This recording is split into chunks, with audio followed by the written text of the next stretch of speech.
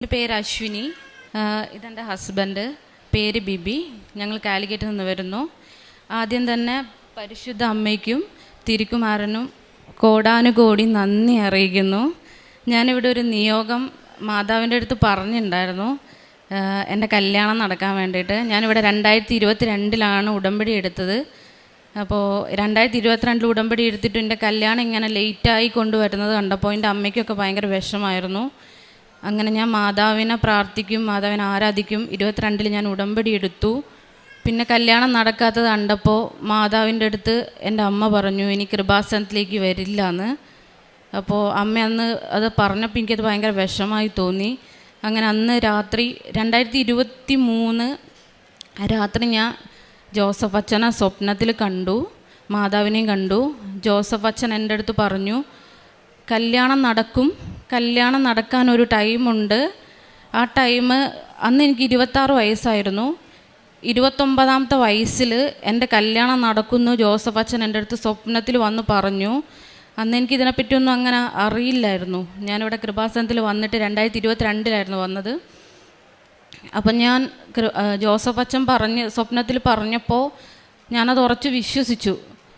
29 വയസ്സ് വരെ വെയിറ്റ് ചെയ്തു ഞാൻ.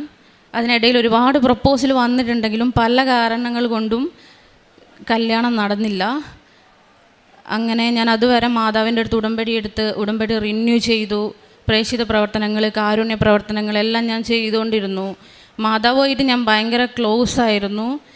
എൻ്റെ ഓരോ ദിവസം സ്റ്റാർട്ട് ചെയ്യുമ്പോഴും ഞാൻ മാതാവിൻ്റെ അടുത്ത് സംസാരിക്കുമായിരുന്നു. എല്ലാ കാര്യവും ഞാൻ മാതാവിൻ്റെ അടുത്ത് ഷെയർ ചെയ്തിട്ടാണ്. ഞാൻ പുറത്തേക്ക് പോകുമ്പോൾ പോലും മാതാവിൻ്റെ അടുത്ത് ഞാൻ എല്ലാ കാര്യവും പറയുമായിരുന്നു.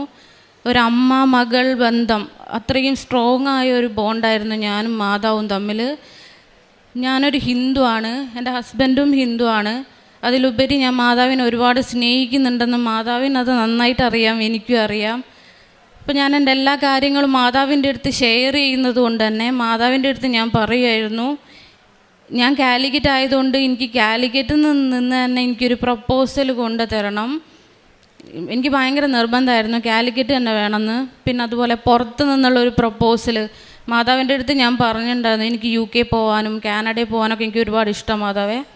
പക്ഷേ എനിക്ക് അങ്ങോട്ടേക്ക് പോകാൻ പറ്റുന്നില്ല. ഞാൻ കല്യാണം കഴിക്കാൻ പോകുന്ന പാർട്ട്ണറെങ്കിലും പുറത്തുള്ള ആളായാൽ മതി. അപ്പോൾ മാതാവിൻ്റെ അടുത്ത് ഞാൻ എപ്പോഴും സംസാരിക്കും, UK കാനഡയോ അതിലേത് വേണമെങ്കിൽ മാതാവിനെ സെലക്ട് ചെയ്യാൻ, എനിക്ക് ഏതായാലും ഞാൻ ഹാപ്പിയാണ്. മാതാവിൻ്റെ അടുത്ത് സംസാരിക്കും. മാതാവിൻ്റെ അടുത്ത് ഞാനിങ്ങനെ കല്യാണത്തിൻ്റെ കാര്യം ഞാൻ എപ്പോഴും പറയും. മാതാവ് എൻ്റെ വീട്ടിൽ ഈ കൃപാസന മാതാവിൻ്റെ ഒരു രൂപം എൻ്റെ